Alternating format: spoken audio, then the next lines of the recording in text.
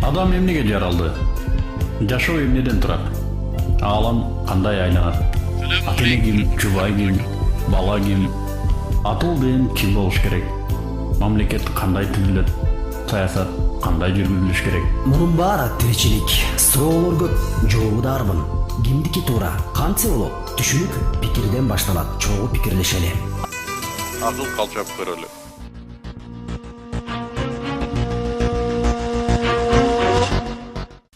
Ауду биллахи минаш шайтанир раджим. Бисмиллахир рахманир рахим.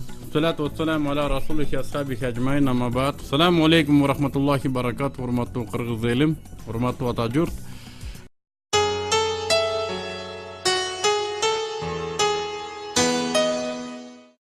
Демек, кайрадан сиздер менен түз эфирге чыгып атканыбыздын максаты биз башында айткандай, мына ушул бизди бүгүнкү күндө кыжалат кылып жаткан маселелер, а балким кубандырып жаткан маселелер кандай кылышыбыз керек? Кандай кылганда биз өнүгөбүз? Кандай кылганыбызда биз алдыга чыгабыз? Жана бизге берилген жападан жалгыз мүмкүнчүлүк ушул жашоону кандай кылып жашаганыбызда биздин бул жашообуздагы бактылуу жана келечегибизде ийгиликтүү болот. Ушул жөнүндө акыл калчап көрөлү, урматтуу ата журт. Келиңиздер бизге байланышка чыгыңыздар, өз ой пикирлериңиздерди айтыңыздар. Негизи мен бүгүн сиздер менен сүйлөшөйүн деген оюм сиздерден ушу суроо жоопторду күтөт элем. Тарбия маселесине дагы бир ирет кайрылсак деп. Анткени мына босогодо 1-сентябрь сабактары турат.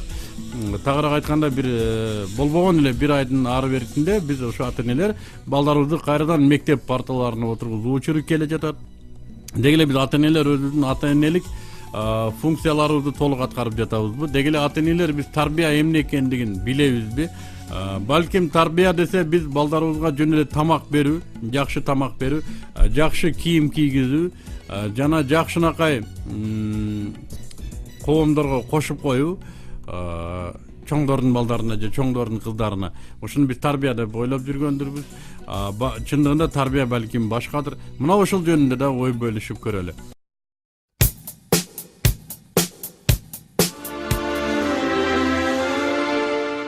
Тарбия деген өзү араб тилинен алынган сөз. Тараббая деп атат. Куранда жана башка биздин диний булактарда Аллах субхану ва тааланын 99 ат сыпатынын көркөмдөрүнүн бири Раббы деген сөз. Раббы же кожоюн деген сөздү билдирет. Мисалы үчүн буга далил биздин бет ачар сүрөбүз, Курандын бет ачар сүрөсү, муну мусулмандар 5 убакыт намазында ар бир рекетинде окуган Фатиха сүрөсү бар. Алхамдулиллахи роббил аламин дейт. Аламдардын Раббысы, кожосу, ээси болгон Аллага бүт мактоолор котормосу. Раббы, эми тараббая деп атат. Тарбия, тараббая. Раббынын эрежеси деп атат. Раббынын адамдарга берген эрежеси. Тагыраак айтканда тарбия десе, биз аны жолдун оң чети менен бас, партада колуңду чогуу коюп отур, жанында отурган баланын ручкасын талашпа деп үйрөткөнүбүз эмне болду десе, ал жөнөкөй адеп ахлак. Тарбия эмне болду десе, анда тарбия бул ошо биздин өзүбүздүн келечек муундарыбызга, балдарыбызга Аллах субхану ва тааланын аламдардын ээси болгон, кожосу болгон заттын эрежесин үйрөтүү. Тагыраак айтканда аны үйрөтүүнүн эки жолу бар: коркутуу жана кубандыруу. Коркутуу. Ал эмне десе, эгерде туура эмес жашай турган болсоң, туура эмес иштер менен өмүрүңдү өткөрө турган болсоң, сен тозокко түшүп калышың мүмкүн. Түшүп калышың мүмкүн эмес, түшөсүң тозокко. Жана ал жерде эң чоң азаптар бар. Ал азаптардын биринде адам бул жашоодо тартып көрө элек. Ал жердеги азаптар өтө оор жана эң негизгиси ал азаптар түбөлүктүү. Бул жашоодо адам ооруйбу, же бир кырсыкка учурайбы, мунун баардыгы убакыт өткөн сайын өтүп кете берет. Дарыланып кала берет. Жок дейин адам өлөт, ооруган же болсо кыйналган азабынан кутулат өлүм менен. Бирок ал жакта өлүм жок, ал түбөлүктүү. Демек ал жакта тозокко түшкөн адамдын азабы убакыт категориясынан тышкары. Мына ошону түшүндүрүп, жана адамды мына ошол келечектеги азап менен коркутуу бир жолу, экинчи жолу аны кубандыруу. Бейиштеги неаматтар, бейиштеги көркөмдүктөр жана бейиштеги ырахат, лаззаттар жөнүндө түшүнүк берип. Албетте бейиште да мына ушул категория убакыт категориясы бийлиги жок. Тагыраак айтканда бейиш дагы убакыттан тышкары түбөлүктүүлүккө негизделген категория. Демек ага чыгыш үчүн адамдар бул жашоосунда анын бейиштин ээси жана жаратуучусу болгон Аллах субхану ва тааланы ыраазы кылыш керек деп атат. Аллах субхану ва тааланы качан ыраазы кылат?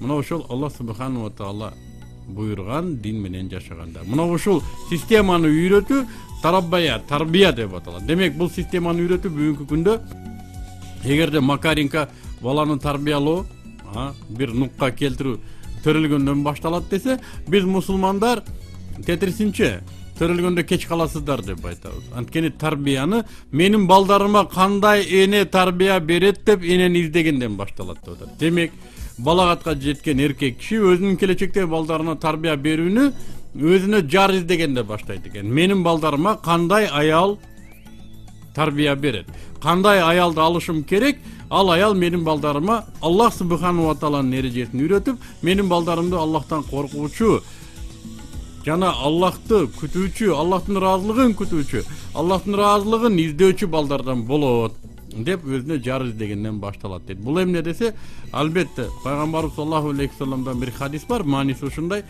адамдар 3 нерсеге кызыгып үйлөнүшөт дейт. Сулуулугуна, байлыгына, ата тегине. Ал эми ыймандуулар, мусулмандар, ыйманына карап үйлөнүңүздөр деди. Эгерде муну мындай чечмелеп карай турган болсок, урматтуу радио угуучулар, албетте эгерде сулуу кыз ыймансыз боло турган болсо, ал кыз сойку болот. Эгерде сулуу кыз ыймандуу боло турган болсо, ал күйөөсүнүн рахаты болот. Эгерде бай кыз ыймансыз боло турган болсо, ал кыз текебер болот. Күйөөсүнүн колунда жок учурунда аны кемсинтип, үй бүлөдө өзү кожоюндук кылганы умтулат жана эркек кишинин табиятына ар дайым эле жата бербейт аял кишинин үстөмдүк кылуусу. Тетирсинче эгерде бай кыз ыймандуу боло турган болсо, ал өтө сыпайы жана күйөөсүн тарынтып албайын деп өтө бир адептүү аялдардан болот. Жана ата теги жакшы кыз ыймансыз болсо, ал кыз атасынын үйүнө кача берип, күйөөсүнүн төшөгү жылыбайт. Төркүнүнө кача берет, атасынын үйүндө жүрө берет. А тетирсинче ата теги жакшы кыз болсо, ыймандуу болсо, ал кыз ата теги жакшы ыймандуу кыз боло турган болсо, балдарына жакшы тарбия берет. Жана куш уядан эмнени көрсө, учканда ошону кылат дегендей, кыргызда бир сөз бар: энесин көрүп кызын ал деген. Мына ушул энесинин келечекте жолдошу менен кыла турган мамилесин үйрөткөнүн өзүнүн жолдошуна иштетет жана андай аялдар менен кошулган эркектер албетте бактылуу. Анткени аларды кыргызда бир сөз бар: ак делбир деп коет да. Бул тажиктин дил бар. Мына дилди таба билгенден чыккан ак дил бар деп коет. Ак жолукчан дил бар. Мына ушундай эненин кыздарынын даңкы алыска жеткен жана андай кабар жетпесе Жантай Соңкөлгө бармакпы да ак мөөрдү алмакпы. Кеп эмнеде десе, мына ушул жар тандоодо пайгамбарыбыз Мухаммад Мустафа саллаллаху алейхи вассалам айткан: силер ыймандууларын алгыла деген формулада жатат. Эмнеге десе, ыймандуу кыз эч качан күйөөсүнүн аманатына кыянаттык кылбайт. Күйөөнүн аманаты эмне? Анын чарбасы, мал мүлкүнү айтпаганда деле анын аманаты, анын тукуму. Тагыраак айтканда, балдары. Эне балдарына, күйөөсүнүн балдарына туура эмес тарбия берип койсо, бул жашоодо да кор болот, акыретте да кор болот. Эмнеге десе, мына азыр биздин реалдуулук көрсөтүп жатат, канчалаган ата-энелер өз балдарына жакшы тарбия бердик деп ойлоду. Аларга жакшы кийимдерди кийгизген, жакшы мектептерде окуткан, англис тили, орус тили, математика, физика, эң сонун репетиторлорду жалдап берип, эң сонун вуздарда окутту. Анан үйлөдү, анан бөлүп койду. Барды, эмне болду десе, ата-энеси карыды, тигилер аларды карлар үйүнө жаткырып койду. Эмнеге десе, карлар үйүндө врачтар бар, медсестралар, акча ишептер, папа, вам здесь будет удобно, папа, здесь будет тебя хорошо смотреть деген сөз менен апарып койду. Эми ал ата-эне өзү ойлонуп аткан болсо, албетте ойлош мүмкүн: мен тарбия бердим эле го деп. А биз айтабыз: жок, тетирисинче тарбия берилген жок. Алар айтып аткан тарбия эмес, ал жөнөкөй гана багуу деп эсептелет. Жакшы баккан, малды баккандай эле, тарбия берилген жок. Тарбия берилген бала өзү ачка отурса да ата-энесине жедирмейинче өзү жебейт. Бир келин жөнүндө бир риваят бар да. Айтат, күйөөсүнөн талак кылып тура: сен мага талак бергиниң. Эмнеге? Анткени мен сени менен жашагым келбейт.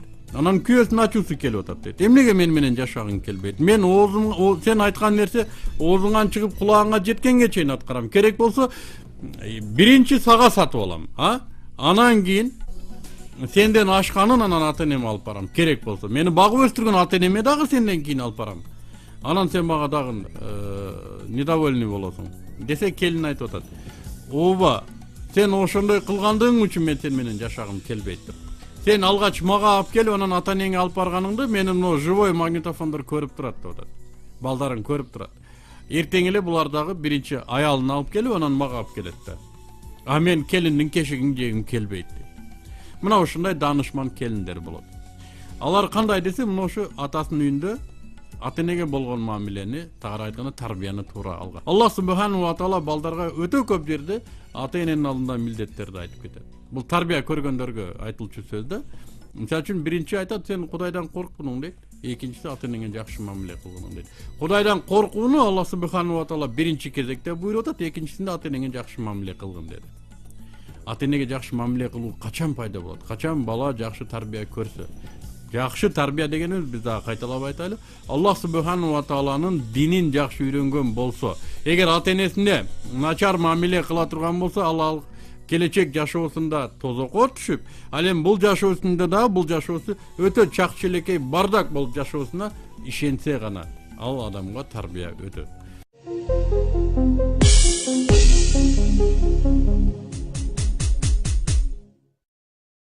Бизде байланышта радио угуучу. Алло, саламатсызбы? Кудайга шүгүр. Мыкты, 21 жылымдан кетип улуттук радиого келип калганыбызга чоң ыраазымын. Мен дагы ушул тартип тууралуу айтып атам. Атыңыз ким? Атым Бөбүсара. Бөбүсара. Тарбия деген эн атадан башталат, туурабы? Эн атадан башталат, анан школдон башталат. Школду бүтөп, анан кийин алар келет шаарга. Шаарга келгенде эми чын айтканда баягы шаардык кыздар өздөрүнчө айынан келген кыздар шаарды жакшы билбейт. Баягы жаш балдар менен таанышат. Эми жаман көрсөң жаман көр, мыкты. Казыр бизде сойку кыздар аябай көбөйүп кетти, туурабы? Туура. Денесин сатып, анан акча таап, эн аталарына барат экен. Мен болсо иштеп атам, шаарда монтип атам. Мындай курдун алып барып, кийим кечесин алып барып, мен андайларды далай угуп жүрөм. Ошолорду кантип тыйса болот билбейм. Эн аталары кантип билбейт, эми сурабайбы, сен каяк иштеп атасың кызым деп. Рахмат Бөбүсара апа.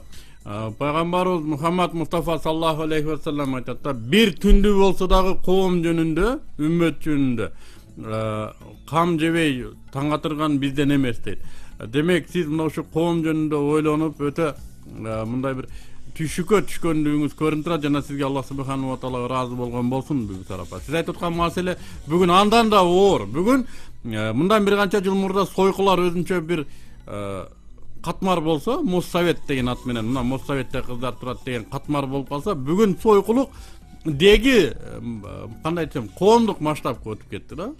Азыр сойкулук өзүнчө мындай бир кесип катары эмес, азыр сплош и рядом. Эч ким аны сойкулук кылып атам деп ойлобойт. Өзү сойкулук эмне десе, пайгамбарыбыз айтат. Исламда сойкулук деген, эгерде мен мага тыюу салынган бирөөнү, тагыраак айтканда энем, апам, кызым, аялым, карындашым болбосо, башка бирөөнүн аялы болсо, ага карап кое турган болсом, бул менин көзүмдүн сойкулугу. Ислам ушундай карайт буга. Куранда эркектерге буйрук бар, Аллах субханаху ва тааланын буйругу бар. Чоочун аялдарга көзүңөрдү ылдый түшүргүлө дейт. Притупляйте взоры дейт. Кыргыздар эмне үчүн аялдары бетин чүмкөгөн эмес? Негизги рычаг ушунда турат. Эркектери аларга суктанып караган эмес аялдарына. Аялдарында бетин чүмкөөгө муктаждык жок эле. Себеби эркектери аларды деп мондай карачу эмес. Бүгүнкү күндө аялдарды биз сексуалдык объект катары, керек болсо болбогон бир иттин тамагын деле аялдардын жылаңач түспөлү менен сатуучу болуп калды. Бул бир четинен. Экинчиси, колдун сойкулугу. Мына ушул сага тыюу салынган бирөөнүн аялын кармалоо колдун сойкулугу деп атат. Бүгүнкү күндө биз аялдарды кармалаганды кой, биринчи күнү таанышып, экинчи күнү өбүшөбүз.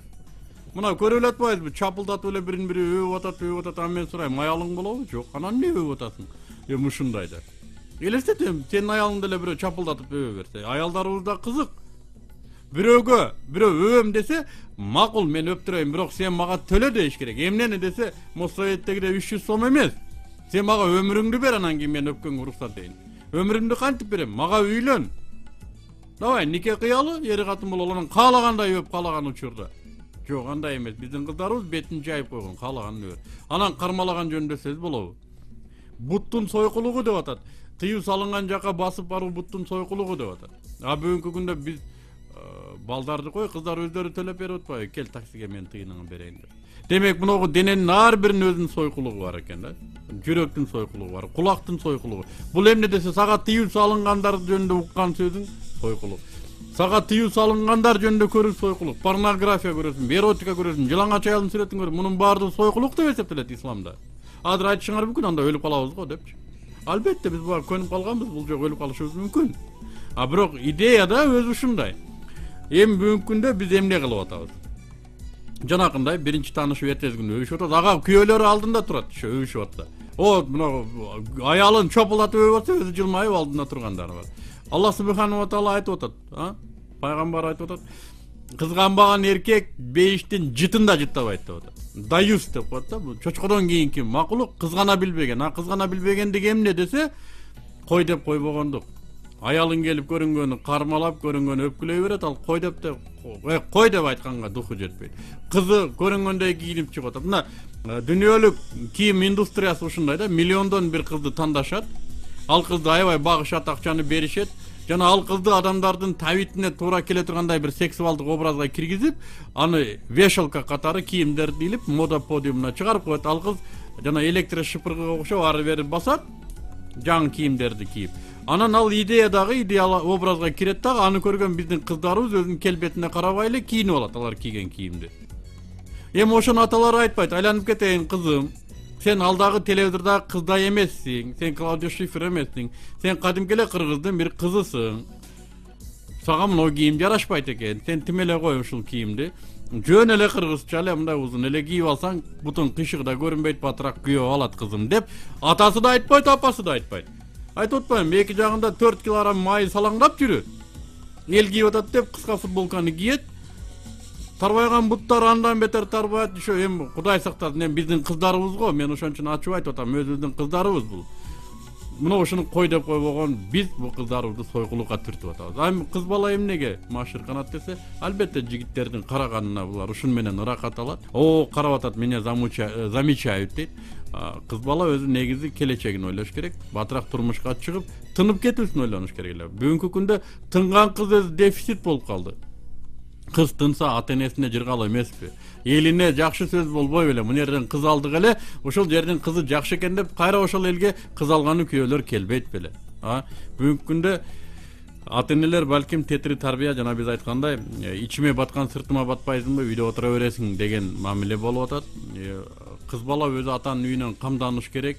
Мына ийнени мен тияка чыкканда алып кетем, мага мына чаканы берсеңиздер, мага мына пияланы берсеңиздер деп үйүндө себин камдап отуруш керек эле кыз өзү.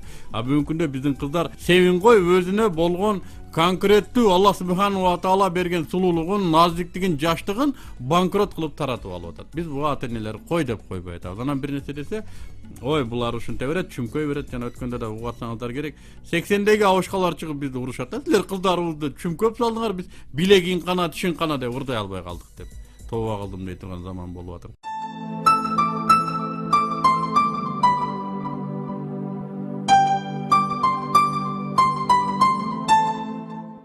Албетте, радио угуучулардын толугу бар, бул эмне Муктубек Арыстанбек кыздарды эле кечке күнөөлөп отурат деп айтууга. Албетте, толугуңуздар бар. Анткени мен Кыргызда кыз аздектелген зат эле. Мен биринчи ушу кыздарыбыздан баштагым келет, анткени мен өзүмдүн да кыздарым бар. Мен кээде балдарымды урушам, ушу кааласаң үйдү өрттөбүй, кааласаң мени көчөгө кууп чык, бирок мына кыздарды ыйлатпа деп. Анткени кыз атанын үйүндө аздектелген зат. Биз аны атанын үйүндө туура эмес тарбия берип чыгарып ала турган болсок, эртең ал күйөөнүкүнө барганда көк муштун болбойбу? Ошон үчүн мен кыздарыбызга насихат кылып, агасы катары, балким курагыбызга жетип калды, атасы катары айтып аткандырмын. Ал эми биздин уулдарыбызга келе турган болсок, алардын акыбалы деле өтө начар. Азыр мына биз менен бир эле абадан жутуп, бир эле арыктан суу ичкен Дунган, Даргин улутундагылар бар. Биз ажыга барганда көрдүк, 40ка чыккан дунган аялы келини менен барды ошол жерге. 40ка чыккан келини менен ажылыкка барып атат. 45ке чыккан дунган үй бүлөлүк түйшүктөн пенсияга чыгып, неберелерин тизеге коюп отурган болот. 12 баласы болот жок эле дегенде. Ал эми биздин кыргыз 45те да бойдок. Жок дегенде 5-6 кызды майгандап жүргөн болот. Үйлөнбөйсүңбү десе, эми буйрган күнү үйлөнөбүз да. Кандай буйрган күнү? Буйрулбады эле. Балагатка жеттиңби үйлөн деген буйрук бар го. Же сага Кудайдан персональный пригласительный келиш керекпи? Ме үйлөн деген. Мына ушундай биздин аңгилерибиз көп кыздарды бактысыз кылып жатат. Албетте кыз баланы алдап коюу өтө оңой. Кыз баланы жакшы сөздү сүйлөсөң эле байкуш ушундай зат да эми эмоциялуу зат бат эле алданып калат экен. Көп кыздарыбыз ушундан шордуу болуп калып атат. Анан мына ошентип өзү же бир кызды бактылуу кылуу колунан келбейт, же атасынан жыргатып алган тарбиясы жок. Адеп үйлөн дей берсе анан көчөгө чыгат экен дагы бирөөнүн бир бапесте багып аткан кызын торпокчосунан машинеге көмкөрө калып алып качат экен анан кийин. Алып барып туруп анан кийин урат. Болбой койсо зордукта отургузуп коет экен. Зордуктап туруп. Молдасы да келет экен дагы анан кийин никесин кыйып коюп кетип калат экен. Ана кыз не кылат анан кийин? Анан көрдүң анан көк муштумду. 2 күндүн биринде таяк. Анын артынан кууп келген жеңелерин болсо горизонталдык түрдө, горизонталдык абалда ичирип кайра машинеге салып койт экен. Ал жеңеси менен алып кете берсе, жеңеси кайра насыйхат кылат. Биз деле ушинтип келгенбиз, балекетиңди алайын, өлгөн жокпуз, мына бактылуубуз деп. Атайын ошондой максаттар үчүн айылдарда ичирүүчү жеңелер пайда болуп калыптыр. Ал жеңелер кууп келгендерди кичине эле мындай соо кетире турган болсо оңбой калды дей бер. Бул эмнеге алып келип атат десе, албетте биздин балдарыбыздын ушу үй бүлөгө болгон мамилесинде өтө шалаакылыгына алып келип атат. Үй бүлө эмне десе, Аллах субханаху ва тааладан берилген бир неамат, бир бактылуулук да үй бүлө. Ден соолугуң болсо, тапканың дайым болсо, ата энең алдыңда турган болсо, жана сени сүйгөн жарың болсо, сени күткөн аялың болсо, балдарыңды курчактай кылып кийинтип, атака келиңиз деп төргө отургузуп, жаздыкты колтугуңа сунса, bundan өткөн бакыт барбы? Мына ушундай жубайларды издөө, албетте, ушундай жубайларга туш келүү өзү жолдун башында турат. Ал эмне десе, ата эненин тарбиясы.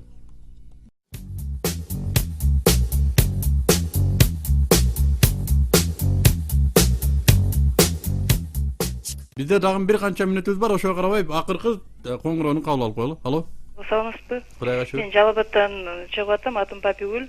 Мен өзүм коммунисттик тарбияланганмын. Кудайдан коркуп, корккон менен мен азырынча намаз окуй элекмин, бирок Кудай мага акыл эс берип, китептен окуп үйрөнүп ушу Алланы тааныдым. Ал эми менин балдарым, уулум 18 жашта, кызым 14 жашта, бирок экөө тең 5 убак намаз окушат. Аллах разы болсун. Анан ушуга мен берейин деген суроом, ушул кыргыз тилинде чыккан вот адеп акылатка тарбиялай турган китептер каерден алса болот дагычы кошумча кылып алсанда да, анан ошонун баалары арзаныраак болсо жакшы болот эле. Себеби дегенде мага окшоп тарбияланып калган ата энелер ошого өтө муктаж. Рахмат. Мен түшүндүм, Бактыгүл. Чоң рахмат. Аллах сизге разы болсун. Бизге аз эле убакыт калды. Мен түшүндүрүп айтайын. Жазып калыңыздар. www.islamkg деген сайт ачылган. Ал сайт мына ошо сиздерге окшоп динге суусап, каерден маалымат аларын билбей тургандар үчүн. Ар бир шаарда интернет кафелер, Кудайга шүгүр, кириңиздер да Islamkg, кыргыз тилинде да, орус тилинде да бар. Islamkgден каалаган маалыматыңызды алсаңыз болот. Бүгүнкү күндө ислам территориясында чоң сайттарга айланды. Анда урматтуу радио окуучулар, бизге режиссер белги берип атат. Бүгүнкү биз менен болгон байланышыңыздар үчүн Аллах разы болсун. Келерки жолуга чейин assalomu alaykum va rahmatullohi va barakatuh.